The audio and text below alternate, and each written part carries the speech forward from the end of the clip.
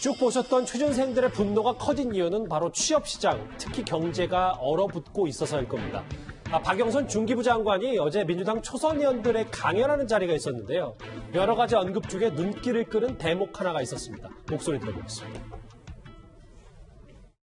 1, 2차 산업혁명을 압축적으로 50년 동안 성장시켰습니다. 박정희 대통령의 경제개발 5개년 계획이 그러한 산업 성장을 이끌었고 저는 그 박정희 대통령이 독재를 하고 여러 가지 비판이 있을 수 있지만 경제 분야만큼은 우리가 그 부분에 있어서 인정해 줄 수도 있다라고 저는 생각합니다. 이도훈 의원님, 의미심장한 겁니까? 공과 중에 공은 경제 부분 인정을 해야 된다. 박 장관의 얘기거든요. 첫째는 저거는 굉장히 객관적인 얘기예요. 우리나라뿐만이 아니라 전 세계에서 인정하고 등소평 같은 그 중국의 지도자나 많은 나라의 지도자들이 박정희 대통령의 경제적 리더십을 배우고 싶어 했으니까 저건 객관적인 사실이고, 그런데 아마도 민주당이나 진보 진영에서는 그마저 부정하는 분들도 굉장히 많이 있습니다. 그런데 박영선 의원은 예전에 경제부 기자도 하고 했으니까 사실을 많이 알고 하니까 저런 정도 얘기를 한 것 같은데, 세 번째, 그럼 왜 굳이 또 저런 얘기를 했을까요? 정치인은 그냥 얘기하지 않거든요. 꼭 다음을 바라보고 하는데, 지금 우리 박영선 장관의 다음 행보는 아마도 많은 분들이 서울시장에 나올 것 같다고 예측을 하고 있는데, 서울시장에 나오려면 보다 많은 분들로부터 지지를 받아야 되겠죠. 예, 그런 생각에서 출발한 발언일 수도 있다. 알겠습니다. 서민경제 얘기에서 부동산 얘기, 요즘 집값 얘기 빼놓을 수가 없습니다.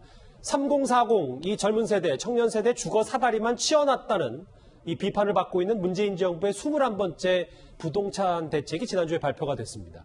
그런데 시민단체와 국토부가 이 집값 상승을 두고 공방을 벌이고 있습니다.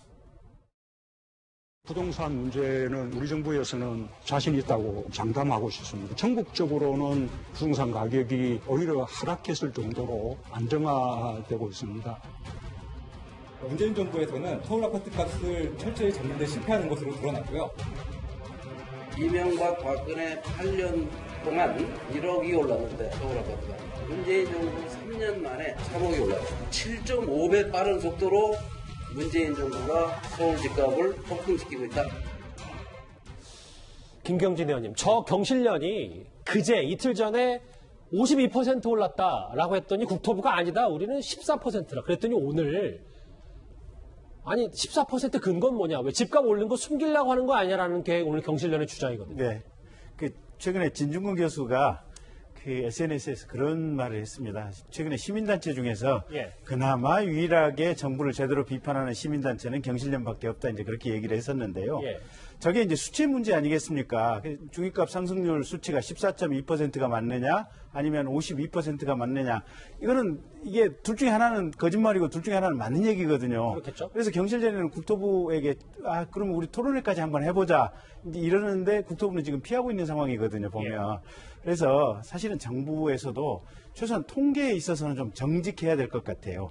2년 전에 통계청장 교체하면서 많은 말들이 있었지 않습니까, 보면. 그리고 사실은 집값이 오른 부분이 실은 전 세계적으로 과잉 유동성이거든요. 거의 지금 코로나 이전부터 경기가 조금만 안 좋으면 그냥 돈을 찍어서 그냥 거의 윤정기를 시장에 돈이 엄청 돌리다 보니까 사실은 정부가 부동산 대책을 아무리 강하게 해도 그게 한계가 있을 수밖에 없는 지점들이 있는데, 어쨌든 수치는 정확히 공개하고 그 전제하에서 어떻게 보면 대책이 나와야 되는데, 그런 점도 정확하지 않다라고 하는 이 느낌이 이 집값 상승률에 대한 부분에서 논쟁에서 지금 나타나고 있기 때문에 사실은 국토부에서 좀 더 좀 명확하게 좀 이 관련 근거를 좀 밝혀주셨으면 좋지 않을까 싶습니다. 그러니까 집값 올랐으면 오른 대로 좀 인정할 건 인정해야 된다는 얘기잖아요. 그렇죠. 이도훈 의원님. 그러니까 저도 이상해서 한번 그 자료를 찾아보니까 아주 정확한 자료를 찾지 못했습니다만, 지금 경실련에서 얘기하는 거는 중위값을 얘기하는 거고, 저기 국토부에서 얘기하는 14.2%는 서울의 아파트 전체의 3년간 상승률인 것 같아요. 중위값은 새로운 아파트가, 좋은 아파트가 나오면은 올라가게 되는데, 평균 상승률은 오래된 아파트도 그대로 있고 하니까 저 정도 올랐으면 될 것 같은데, 만약에 경실련이 중위값을 갖고 그 논쟁에 시작했으면은 당연히 교통부도 중위값을 놓고 그 토론을 하는 게 맞았겠죠. 김 변호사님, 그래서 한 일각에서는 그럼 뭐 국토부 입장대로 말대로 14% 정도만 올랐다고 치자. 그럼 이것밖에 안 올랐는데 왜 22번, 20번 넘게 부동산 대책을 냈냐? 뭐 이런 얘기까지 있더라고요. 그런 얘기 나오죠. 14.1%면은 이명박 박근혜 정부 때보다 더 잘한 건데 22번이나 저 부동산 대책을 낼 이유는 최근에도 나왔잖아요. 고강도 대책. 이 이유는 없을 거고 더군다나 이제 저 경제라는 게 통계 숫자도 중요하지만 결국 이제 수요자들 이 어떻게 생각하느냐가 아니겠습니까? 근데 지금 대부분이 이제 주민들에게 물어보면 집값 올랐습니까? 안 올랐습니까? 너무 올라서 살 수가 없습니다는 얘기가 먼저 나오지 예. 집값이 안정됐습니다는 얘기는 안 나온다라는 거죠. 그렇다고 보면 현 정부의 부동산 정책은 정부 당국자, 김현미 국토교통부 장관은 어떻게 얘기할지 모르겠으나 시장에서는 그리 성공하지 못한 것으로 평가받고 있다라고 정리하는 게 저는 맞을 것 같습니다. 그런데 이게 지금 때 아닌 52대 14 진실 공방으로까지 번져서요. 이게 글쎄요. 공방으로 번질 일인 것까지는 잘 모르겠습니다.